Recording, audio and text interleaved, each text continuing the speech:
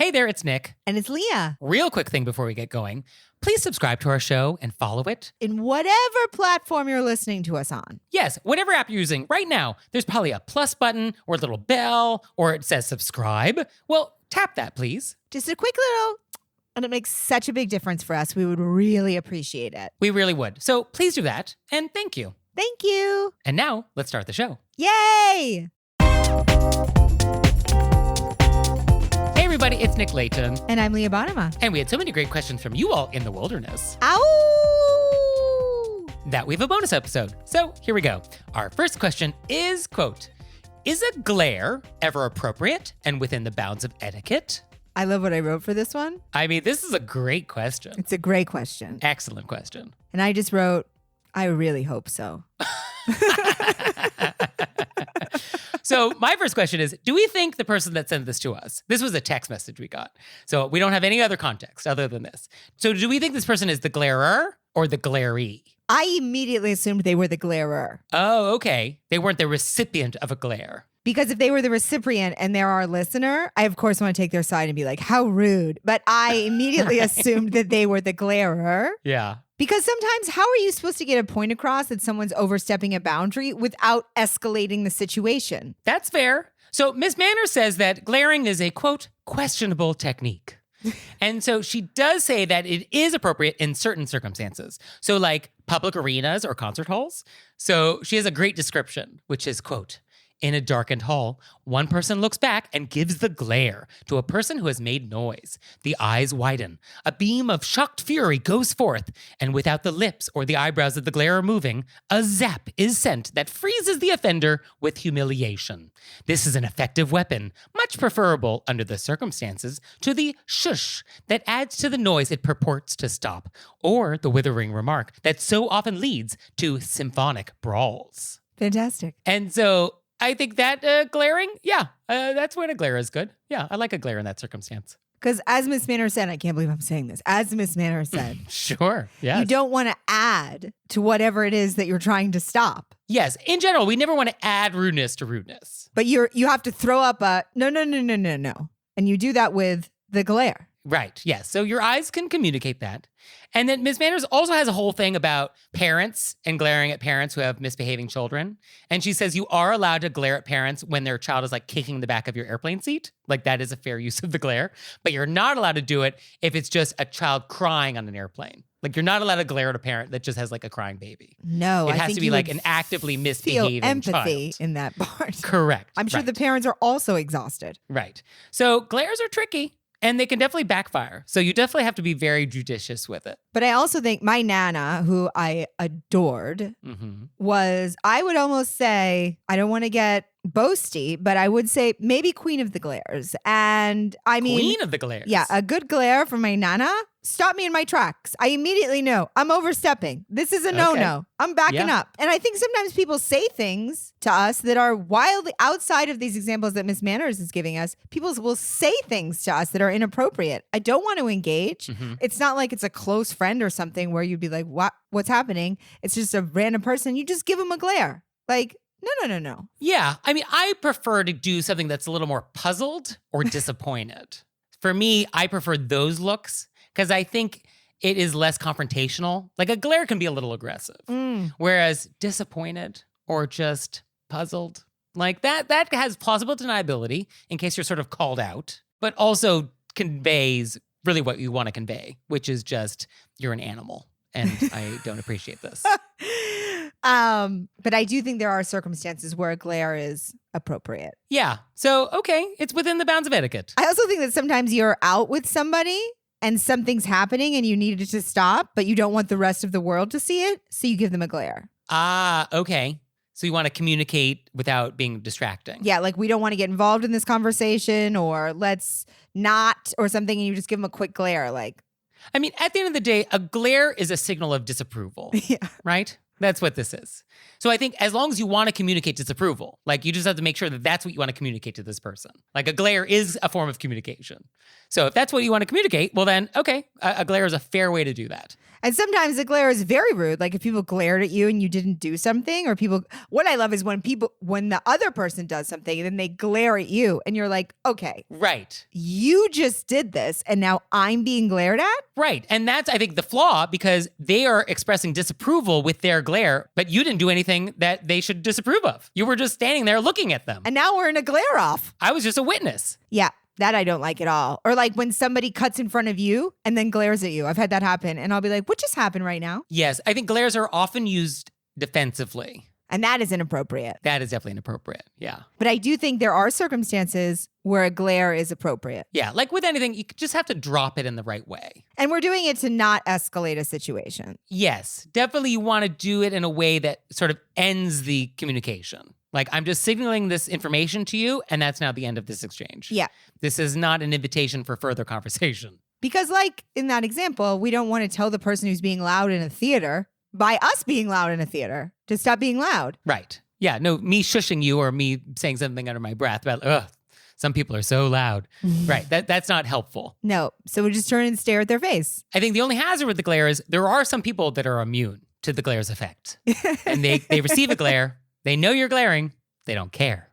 For this, there's nothing we can do. Nothing we can do. No. So. But this is a great question. Great question. So our next question is, quote, I am fortunate enough to have a coat closet. When guests come over, I offer to hang up their coat. Many people say, oh, it's fine. I'll just put it on the couch, bed, or wherever.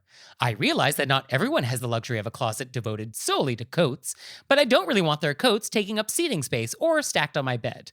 How do I get people to actually use my coat closet? I think we just rephrase it from may I take your coat to let me take your coat. Yeah, that's what I had. Don't offer, insist. Yes. Yeah, that's easy. I just put, yay, thank you. I'm taking coats.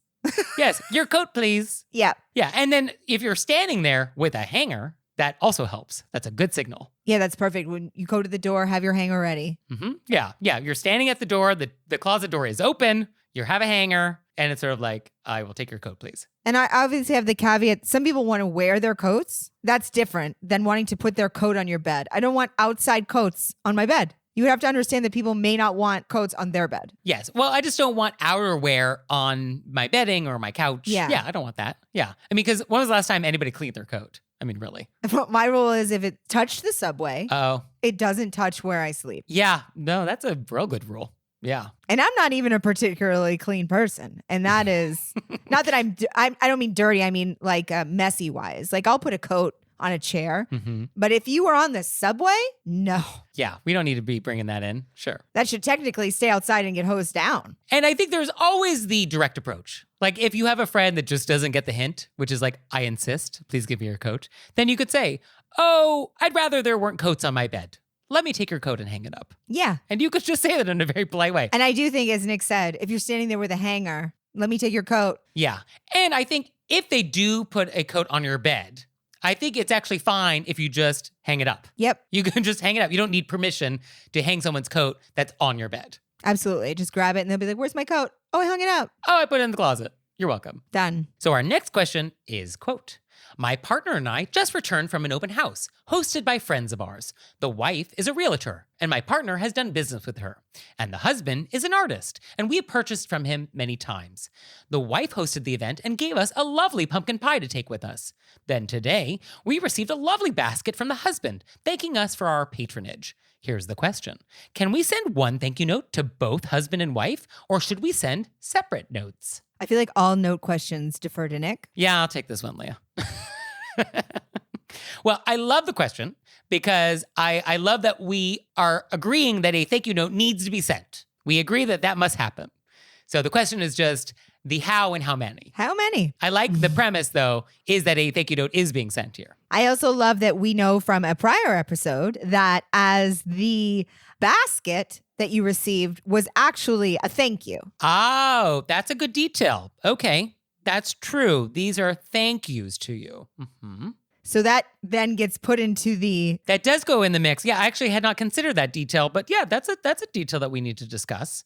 My question though is, did you just get a basket or was there something in the basket? Oh, I think a lovely basket is like a gift basket. Well, I don't know. I mean, maybe it's just like an empty Longaberger basket. I mean, now that you said that. Right? I mean, maybe you just got a basket. It opens worlds in my mind. So, okay. So you've received a pie and you've received a basket. Well, I think we want to express gratitude for our host. Thank you so much for a lovely afternoon. It was great seeing you. And I think we can do one thank you note to both of these people since they live in the same household, presumably. And we can thank them specifically for these 2 gifts. It was so lovely seeing you. Thank you so much for that pumpkin pie. We devoured it as soon as we got home. And thank you so much for the basket. It was lovely empty, or it was lovely and all the stuff in it, like whatever it was. We thank them for that. Thank you for your friendship and look forward to seeing you soon. Like whatever that is. But I think we could do one thank you note for all of these things to both of these people together. Yeah. Yeah. So I do think that sometimes, like I just had a situation where I sent a thank you note to somebody. Then they did something immediately. And I was like, I'm not going to send a double thank you, like a thank you note, and then the next day a thank you note. I'm going to put them both in the same thank you note. Right. It's fine to send one thank you note when what you're thanking them for happened in sort of the same sort of general time period. Like, thank you so much for this thing, and thank you so much for this thing. You want to be effusive, and you want to be very specific about both things you're thanking them for. So you want to acknowledge gratitude for each of the things. But yes, you can combine them in one note if required. Great. And now it's time for Intermezzo. Intermezzo. So this episode is brought to you by HelloFresh. And with HelloFresh, you get farm fresh, pre-proportioned ingredients and seasonal recipes delivered right to your doorstep. And by the way, HelloFresh now owns Every Plate. So we love both. So you can skip the trips to the grocery store and count on HelloFresh to make home cooking easy, fun, and affordable. That's why HelloFresh is America's #1 meal kit. What I love about HelloFresh is that they have multiple meal plan choices. I love meal plan choices. I went with Fit and Wholesome because I'm wholesome. So our boxes are arriving soon, and we're going to report back. We're going to let you know how it went. We're very excited. And for you out there, go to HelloFresh.com/RBWFree and use code RBWFree for free breakfast for life. 1 breakfast item per box while subscription is active. That's free breakfast for life at HelloFresh.com/RBWFree with code RBWFree. And now it's time for Intermezzo. Intermezzo. So did you know you can help support our show on Patreon? We have a Patreon. We do. And there's tons of fun stuff there. There's videos, there's audio clips, all sorts of stuff. I was just thinking about how many videos there must be up there by now. Oh, there's a lot. There's a lot of bonus content that you have never seen if you do not join us on Patreon. So go to our website, select monthly membership, and see if that's something you'd like to do. We'd so appreciate it. We really would. So please check it out, and thank you. Thank you. So our next question is, quote, my cousin shares a place of employment with my husband. My cousin, let's call him Chad, is getting married soon to someone we'll call Lisa. Chad is no fan of my husband because my husband is his boss and Chad is lazy, Lazy.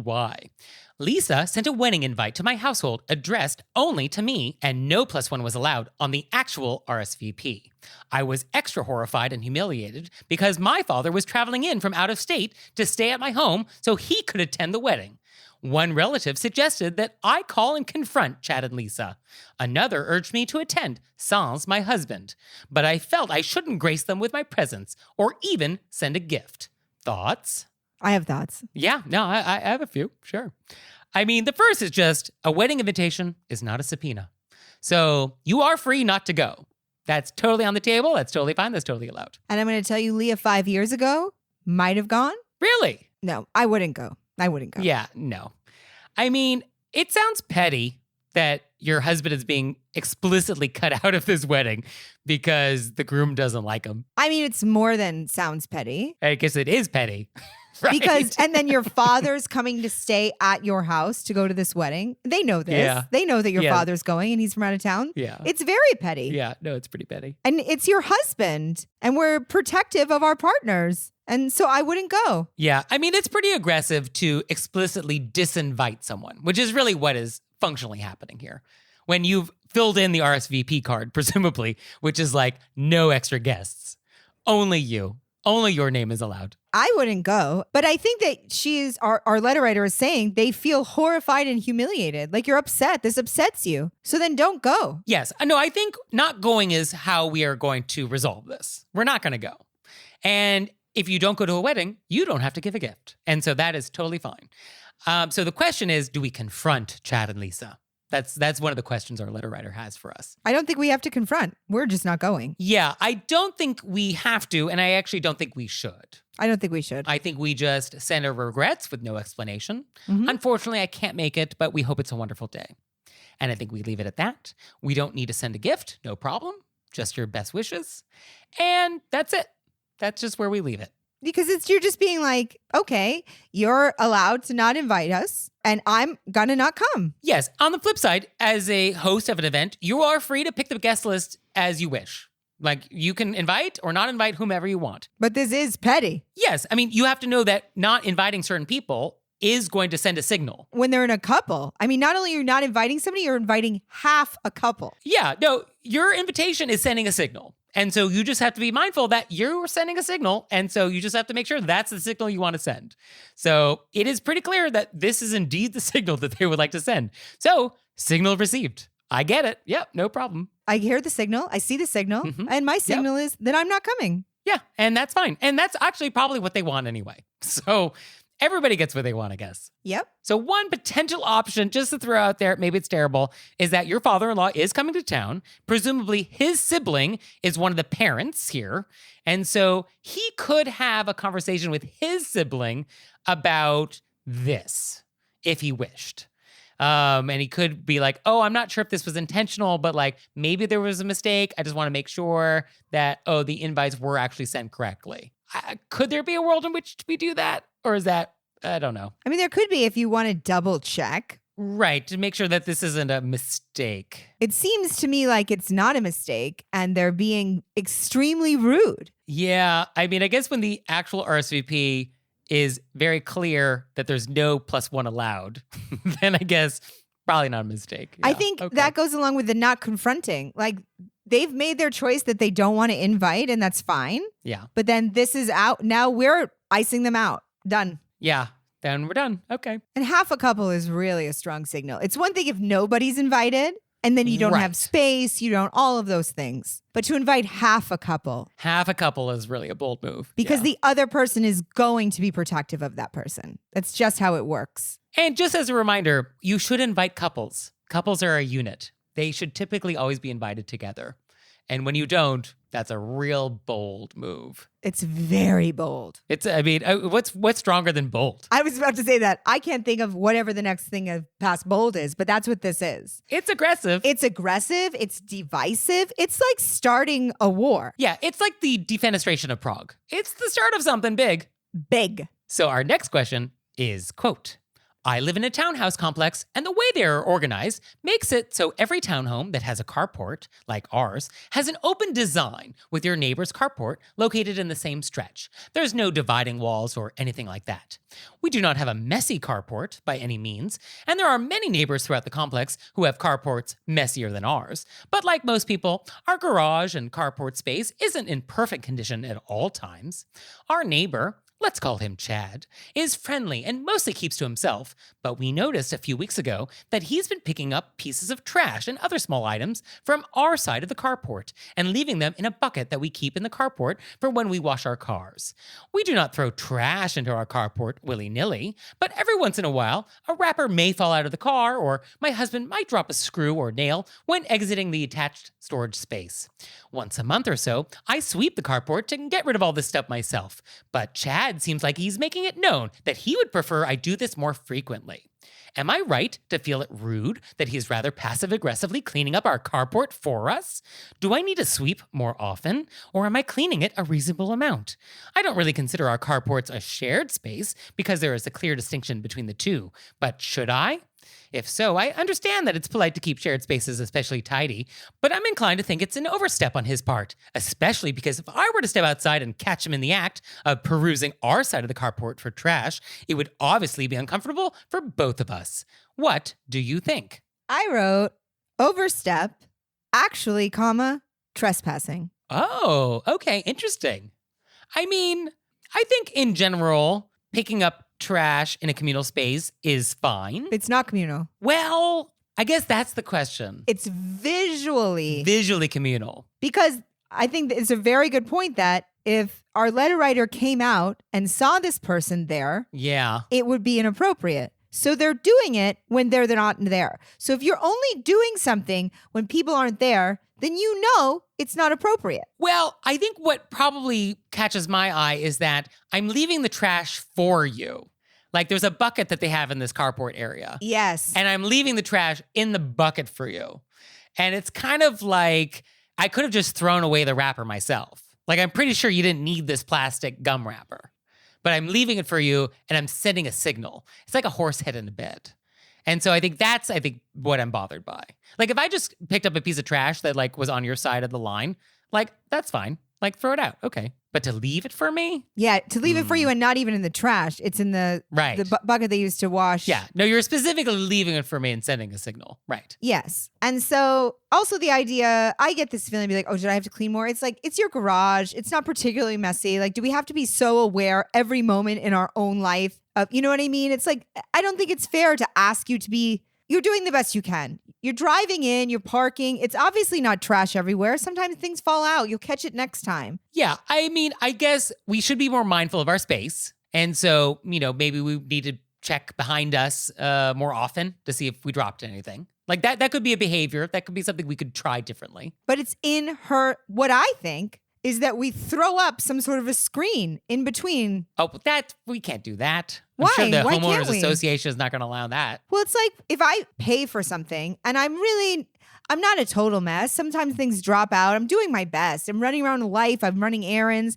I now have to be, because I have a neighbor who needs to come over in the middle of the night and pick up trash and leave it for me. I mean, how far do you have to go? Do you know what I mean? Well, yeah, I mean, I guess it's the leaving for me that I think is really what bothers me. Because like, let's say these are lawns. Let's say I have a whole house and I have a front lawn.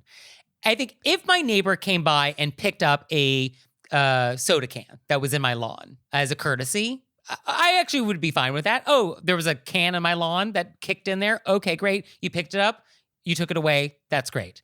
I think if you picked up that can and then left it on my doorstep, I would be like, what's that about? I agree 100%. And I think that's what our letter writer is feeling. Because yes, the neighbor is trying to make it seem that you are inadequate and you are not cleaning your space as often as you should and is letting you know what trash he's finding. And I think you have every right to be irritated by that. Yes, you definitely do. But what do we do about it? So do we say anything to the neighbor or no?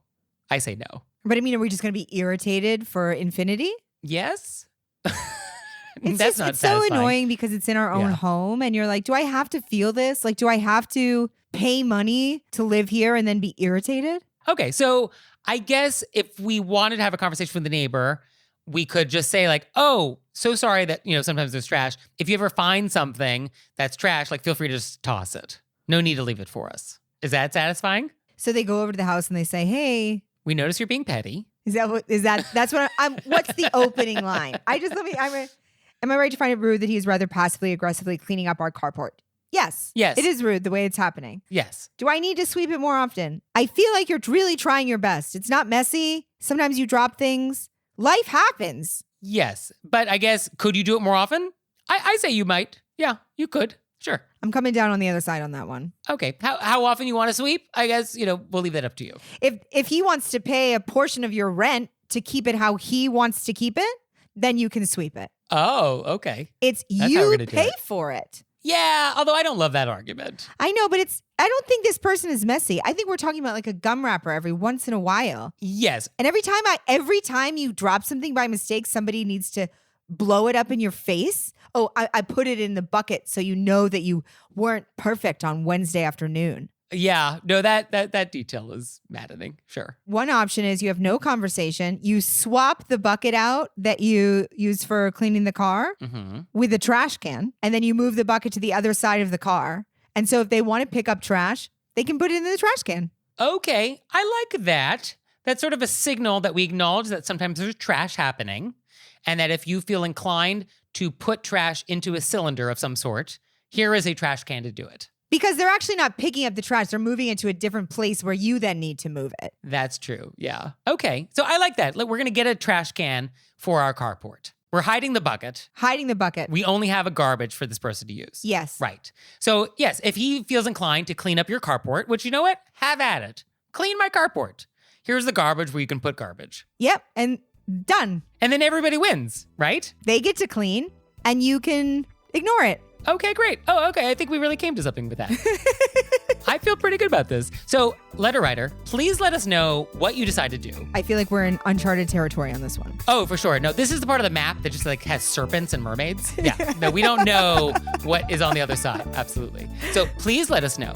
And if you ever hear anything on the show and you want to know, how did it work out? What was the aftermath? Aftermath. Let us know. And you can also send your questions to wereraisedbywolves.com, or you can leave us a voicemail or send us a text message, 267-CALL-RBW. And we'll see you next time. Bye. Bye.